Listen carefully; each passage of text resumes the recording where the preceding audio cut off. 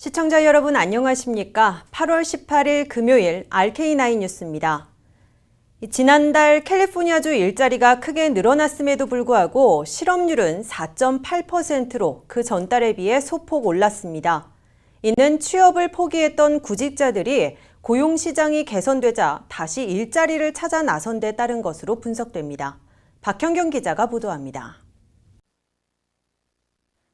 캘리포니아주 고용시장이 성장하는 가운데 실업률은 오히려 높아져 눈길을 끕니다. 캘리포니아주 고용개발국에 따르면 지난달 주 전체에서는 무려 8만 2,600여 개 일자리가 늘어난 것으로 집계됐습니다. 정보 관련 부문 일자리가 18,800여 개 늘어났고, 이어 교육, 건강서비스 관련 부문 18,600여 개, 그리고 레저, 관광산업 부문 15,200여 개씩 일자리가 각각 증가했습니다. 이런 일자리 증가에도 불구하고 지난달 캘리포니아주 실업률은 4.8%로 그 한 달 전인 지난 6월 4.7%에서 0.1%포인트 상승했습니다. LA와 오렌지 카운티에서도 비슷한 추세를 보였습니다. 지난달 LA 카운티 실업률은 그 전달에 비해 0.1%포인트 오른 4.5%를 나타냈습니다. 오렌지 카운티 실업률도 3.8%에서 4.2%로 0.4%포인트가 뛰었습니다. 이처럼 일자리 증가에도 실업률이 오른 것은 노동인구가 늘어난 데 따른 것으로 분석됩니다. 캘리포니아주 고용개발국의 마이클 버닉 전 국장은 취업을 포기했던 구직자들이 고용시장이 개선됨에 따라 다시 일자리를 찾아 나서면서 노동인구가 증가했다고 설명했습니다. 실제로 LA 카운티의 경우 지난달 일자리를 새로 구한 주민은 1,000여 명, 그리고 일자리를 구하지 못했지만 취업을 다시 희망하는 구직자가 5천여 명으로 노동인구가 총 6천여 명 늘어난 것으로 나타났습니다. 한편 지난달 캘리포니아주 실업률은 1년 전인 지난해 7월 5.4%와 비교해서는 크게 하락한 수준입니다. RKTV 뉴스 박현경입니다. 오는 21일 다음 주 월요일에 그레이트 어메리칸 이클립스 개기일식 쇼가 전국에서 펼쳐집니다. 이 LA에서 개기일식을 관측하는 데 유용한 정보들을 문지혜 기자가 정리했습니다. 전 세계적으로 개기일식은 1, 2년에 한 번 정도 나타나는데 대부분 바다나 사람이 살지 않는 오지에서 보일 때가 많습니다. 그런데 오는 21일에는 미국 본토를 가로지르는 개기일식이 99년 만에 펼쳐져 관심이 뜨겁습니다. LA에서는 지난 2014년 마지막으로 일식이 관측됐고 오는 21일을 놓치면 6년을 더 기다려야 합니다. LA의 경우 달의 그림자가 지역별로 60% 내지 70% 정도 태양을 가릴 것으로 예측됩니다. LA에서 부분 일식은 오는 21일 오전 9시 5분에 시작돼 오전 10시 22분에 절정에 도달한 뒤 오전 11시 45분까지 원상복구됩니다. UCLA의 마르코 벨리 우주과학과 교수는 피크타임의 태양이 마치 스마일 모양으로 보일 것이라며 맑은 하늘임에도 불구하고 흐린 날씨처럼 느껴질 것이라고 말했습니다. 본영에 들지 않아 완전한 어둠은 아니지만 태양이 평소보다 밝지 않다는 것을 인지할 수 있습니다. 일식 관측을 위한 최적의 장소는 고층 빌딩이 없는 평야로 그리피스 천문대, LA 주립 역사공원, 마운트 윌슨 천문대 등이 꼽혔습니다. UCLA, UC 리버사이드, 칼스테이트 롱비치 등 일부 대학들도 당일 주민들에게 태양 망원경을 오픈합니다. 개기일식은 짧은 순간 육안으로도 확인이 가능하지만 부분 일식은 눈을 보호하기 위해 특수안경, 태양 망원경, 피놀 카메라 등의 장비가 필요합니다. 오리건주부터 캐롤라이나주까지 태양이 100% 가려지는 개기일식을 감상할 수 있는 지역에서는 붉게 노을이 지고 갑자기 밤이 된 것처럼 하늘에 별이 보이기 시작합니다. 한편 전력의 4분의 1을 태양발전소에 의존하고 있는 캘리포니아주는 일식이 이어지는 2시간 반 동안 가스, 석유, 화력발전 등으로 대체 운영될 계획입니다. RKTV 뉴스 문지혜입니다. 라디오 코리아 인기 프로그램 아침마당에서는 오는 21일 3700 윌셔팍 플레이스 잔디광장에서 청취자들과 함께 개기일식을 관람하는 시간을 마련했습니다. 이미 선정된 애청자 45명에게는 태양에너지 전문업체 그린테크 후원으로 특수 안경과 티셔츠가 무료로 제공됩니다. 다음 소식입니다. 도널드 트럼프 대통령이 추진하고 나선 새 영주권 점수제에서는 고임금 직종, 미국 대학의 고학력, 그리고 영어 숙달자, 20대 중반의 젊은 층이 가장 유리한 것으로 나타났습니다. 레이즈 법안이 시행되면 14만 개의 연간 영주권 쿼터는 그대로 유지되는 대신 이 국가별 쿼터가 폐지돼서 한인들의 취업 영주권 취득은 한층 치열해질 것으로 예고됐습니다. 김태국 기자가 보도합니다.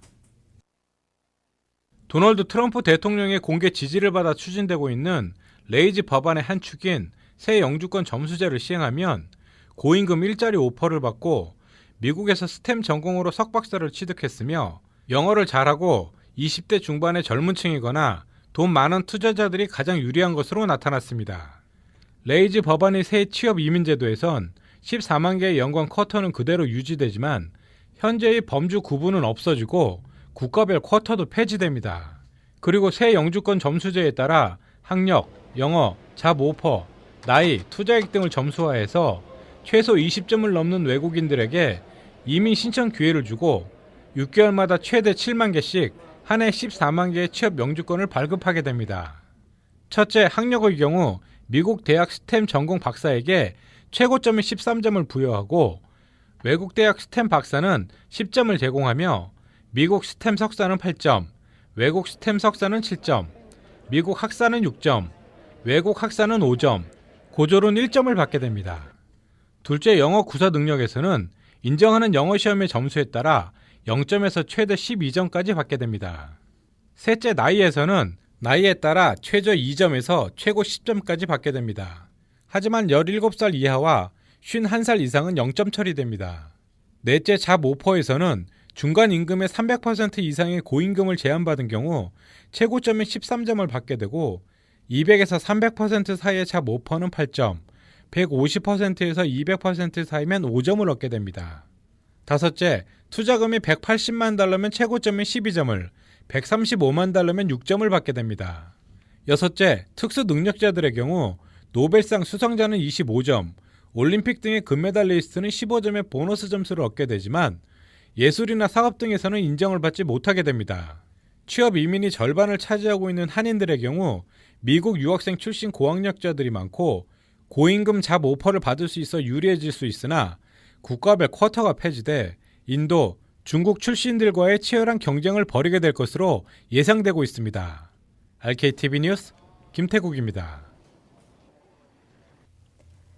백악관 내 극우파의 상징으로 대내외 정책에서 분란을 일으켜온 스티브 배넌 수석 전략가가 결국 해임됐습니다.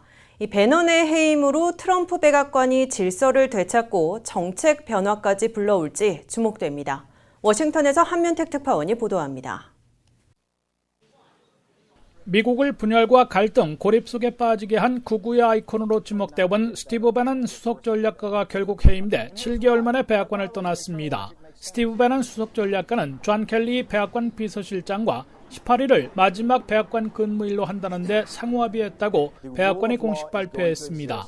스티브 배넌은 도널드 트럼프 대통령의 여름 휴가지에 동행하지 못해 2주일 전부터 해임설이 나돌았으나 버지니아 샬럿츠빌 폭력 사태 때문에 지연됐다가 결국 경질된 것으로 해석되고 있습니다.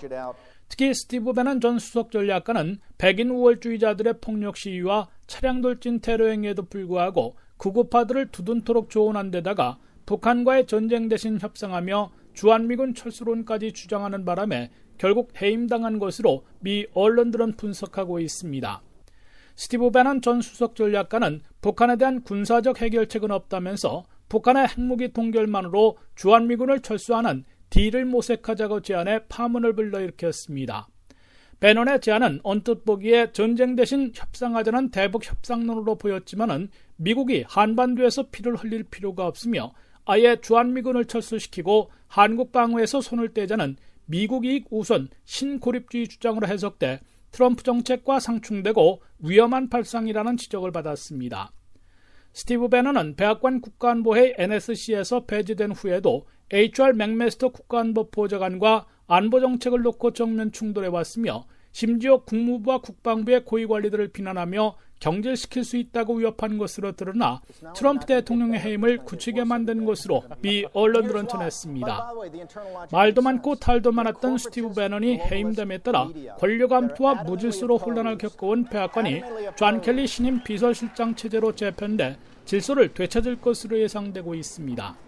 더욱이 백인 우월주의, 국수주의, 미국 우선 일방주의가 트럼프 백악관과 행정부 내부에서 발붙이기가 더욱 어려워질 것으로 기대되고 있습니다.